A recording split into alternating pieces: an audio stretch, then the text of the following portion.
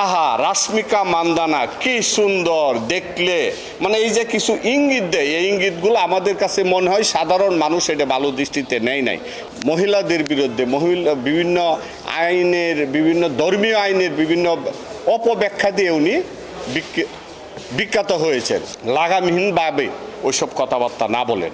উনি বিভিন্নভাবে বাংলাদেশে তথা পৃথিবীর বিভিন্ন দেশে সমালোচিত, আলোচিত এবং ইসলামিক কিছু ভুল ব্যাখ্যা দিয়ে বিভিন্ন ব্যক্তিদের বিরুদ্ধে কথা বলে, বিভিন্ন মহিলাদের বিরুদ্ধে বিভিন্ন আইনের, বিভিন্ন ধর্মীয় আইনের বিভিন্ন অপব্যাখ্যা দিয়ে উনি বিখ্যাত হয়েছেন। তো এটা কি ওনার আসলে সারা বাংলাদেশে পরিচিতি হওয়ার জন্যই উনি বলে, নাকি আমাদের ধর্মীয় ইসলাম ধর্মের উনি একজন চিন্তাবিদ, ইসলামিক চিন্তাবিদ, ধর্ম নিয়ে কথা বলে যদি এভাবে উনি কথা বলতে পারেন না, আর যদি উনি চিন্তা করেন আমি অপব্যাখ্যা দিয়ে আমি বাংলাদেশে উগ্র রাজনীতি, উগ্র সন্ত্রাসবাদী সৃষ্টি করব, তো এটা হলে উনি বলতে পারে, এটার জন্য উনি বলতে পারে। আর আমাদের হইল মহামান্য কোর্টের আমাদের বক্তব্য শোনার পরে মহামান্য কোর্ট ওকে পুলিশ রিপোর্ট পর্যন্ত জামিন দিয়েছেন এবং বেল বন্ড সাবমিট করবেন উনি সিরাজগঞ্জ কোর্টে।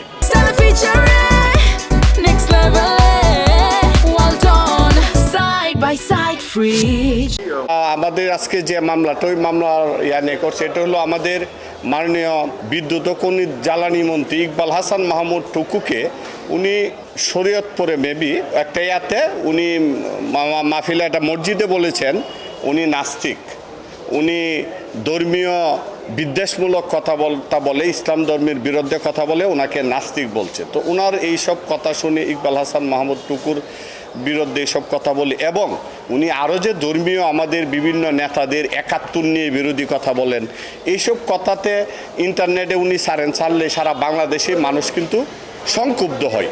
তো সংক্ষুব্ধ এই মামলাটা সিরাজগঞ্জ, ঘটনা ঘটছে শরীয়তপুরে, কিন্তু মামলাটা হয়েছে সিরাজগঞ্জ মামলা করছে। এটা আমাদের বারের আরেকজন লয়ারে ওনার মামলাটা করছেন।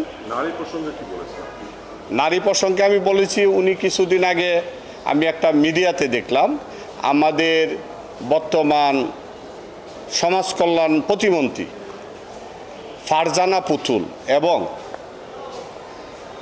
স্বতন্ত্র এমপি ব্রাহ্মণবাড়িয়ার ব্যারিস্টার রুমিন ফারহানাদেরকে নিয়ে মানে খুব কুৎসিত মন্তব্য করেছেন উনি।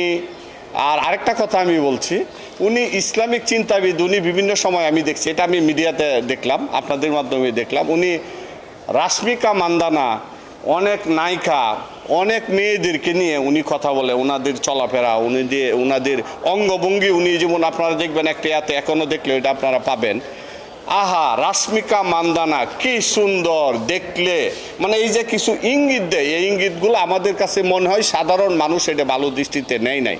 তো ওনার মতন একজন ইসলামিক চিন্তাবিদ, আর উনি দায়িত্বশীল পদে থেকে, দায়িত্বশীল জায়গা থেকে এইসব কথা যাতে আর না বলে, কোর্টকে আমরা এটাই বলছি যাতে উনি পরবর্তীতে লাগামহীনভাবে ওইসব কথাবার্তা না বলেন। ধারাবাহিকতা না, আগে সরকার তো এইগুলা করছে আমরা দেখছি, কিন্তু এইগুলো ধারাবাহিকতা না। কারণ হইল এটা এখন আমাদের মিডিয়ার যুগে, যে আমি কথা বলছি সুপ্রিম কোর্টে, এটা এখন আপনারা একটু পরে মিডিয়াতে দিলে সারা পৃথিবীর বিভিন্ন জায়গা থেকে দেখতে পারবেন। তো এইগুলো ধর্মীয় বিষয় নিয়ে যখন কথা বলেন, ওনারা কথা বলে দেখা যায় বলতেছে এক জায়গায়, বিভিন্ন জায়গায় এটা ধর্মীয়, আমাদের ধর্মে এটা সংক্ষুব্ধ হয়ে ওই জায়গায় ওনারা মামলা করেন। এটা আগের সরকারের সাথে এই সরকারের বর্তমানে আর কোনো না। কোর্ট বলছে উনি আর ওই রকম যাতে ওই মন্তব্য লাগামহীন, উনি এই কথাগুলো যাতে কথা বলে দায়িত্বশীল জায়গার থেকে যাতে উনি কথা বলেন, হ্যাঁ সতর্ক করছে কোর্ট।